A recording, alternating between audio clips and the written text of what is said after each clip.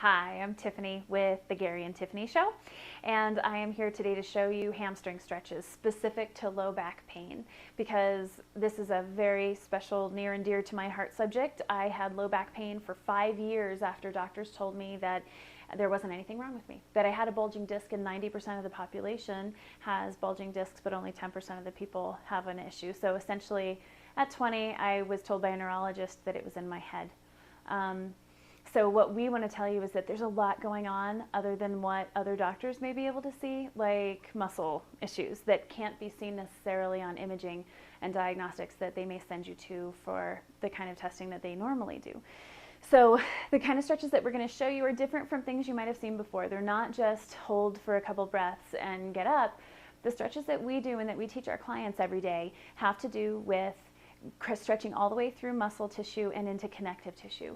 What happens with muscle fibers is they contract for a period of about 45 to 60 seconds, and that keeps you from stretching into a tear. It's a protective mechanism. Well, if we don't stretch that length of time for a full minute or more, then we're not actually getting into all of the fibers that may have been restricted over time.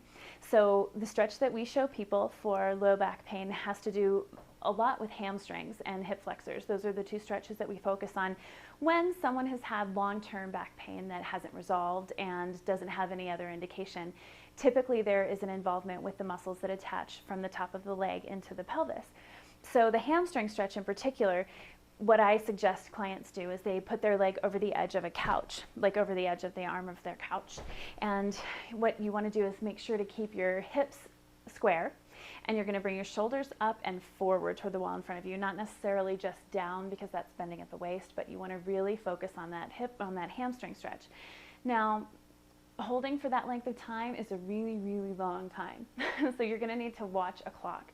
At about 1 minute, what you'll find is that the stretch feels like it creeps into the middle of the muscle belly, and we've heard this over and over from clients. So it's a totally normal, and we experience it all the time, totally normal sensation. You'll feel it creep, and that's because the muscle fibers finally stopped contracting, and that means that it's actually getting into the muscles, getting in, or the stretch is getting into all of those open, or all those deep muscle fibers and into the connective tissue.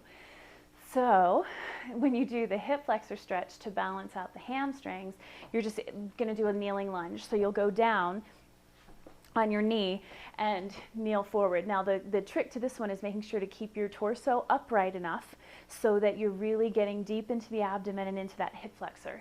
What that'll do is it'll take the pressure off of your pelvis from the muscles in the upper part of the leg. What people don't realize is that when you're sitting all day in this position, all of these muscles get shortened.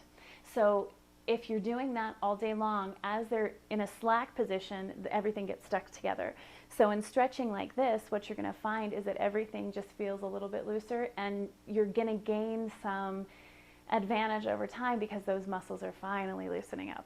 So we've got lots of other information on repetitive strain, different injuries and different aches and pains on our website, bodypainmatrix.com. And if you have specific questions, please contact us on our website. We look forward to hearing from you. Have a great day.